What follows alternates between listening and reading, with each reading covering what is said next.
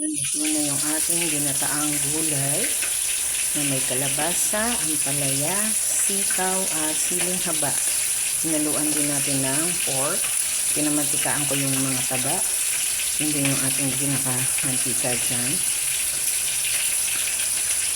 Yan, malambot na yung baboy. Sakto lang. At saka yung gata, tamang-tama lang ang pagkakaluto. Good morning sa lahat. Nagluluto tayo ng ating gulay. Ginataang gulay. May kalabasa, sitaw at ampalaya pa ako. Pinatosta ko na rin yung ating pork fat. Ngayon nakalagay na dyan yung bawang, sibuyas at kamatis. Bali yung mantika ko dyan yung pinamantika ang baboy. Taba ng baboy talaga. Ito na yung pork. Lagyan natin ng pork. Isinin muna natin.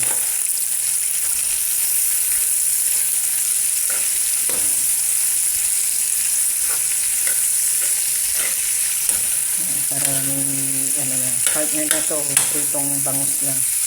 Dito na rin kami kukuha ng aming protein dito sa pork. Ginataang gulay na may baboy. Sinusta ko muna lahat yung pork fat. Yan. Bali yan ang ating kalabasa, ampalaya, sitaw at saka gata. Yan lang muna natin itong ma-brown ng konti. Naglabas na sarili niyang yung mga water niya nabawasan para mapalambot din natin. Ayan, check na natin. Medyo naglabas na yung ating yung water mula sa pork. Ayan, mantika na siya. Lagyan natin ng salt.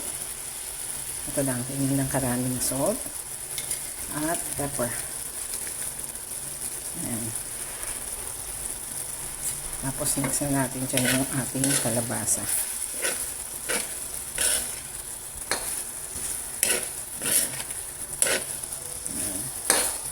Mixer muna natin ng maigi. Tapos ihulog na natin ang ating mga kalabasa. Kasi yan nag-o-oil na. So yung kalabasa, hulog natin. Para mapalambot kasabay ng pork. Isihin lang natin maigi. Yan. Ayan. Ilagay na natin yung kalabasa lahat dyan. Mix lang natin. Palambutin natin ang pagkahagya yan. Tapos saka natin ilalagay yung ating sitaw. Panghuli yung ampalaya. O pwede rin na ilagay na natin yung gata after ng sitaw. Para malapot-lapot din. Mapaan natin. Ayan. Hanggang dito na lang muna. Itong ating kalabasa. Hindi pa naglalagay ng water. Ilalagay na natin dyan yung ating mga sitaw. Sitaw. Para mag-isa rin.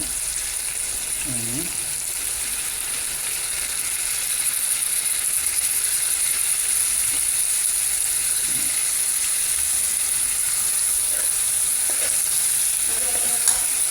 Ayan.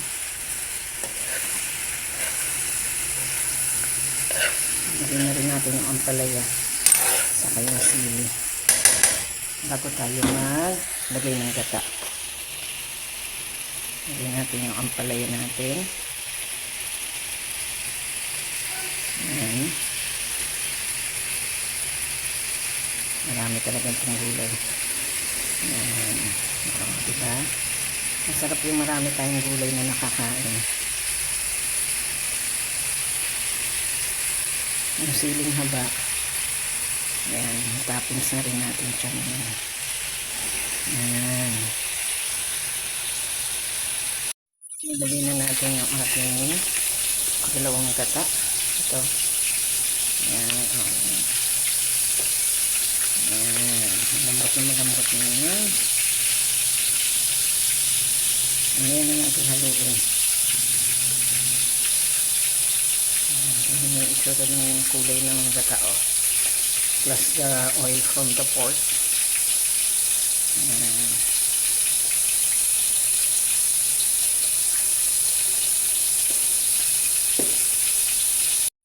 Ayan, kumukulong na.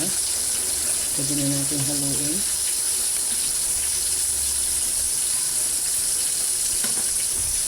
Yan na natin magmantika yung ating gatang nilagay.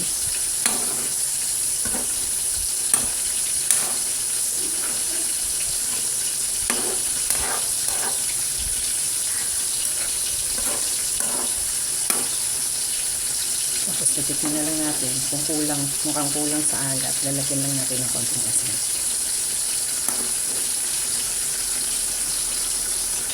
Ayan, lagyan na natin ng konting asin. Ayan, pwede na yun. Hinaan natin yung apoy.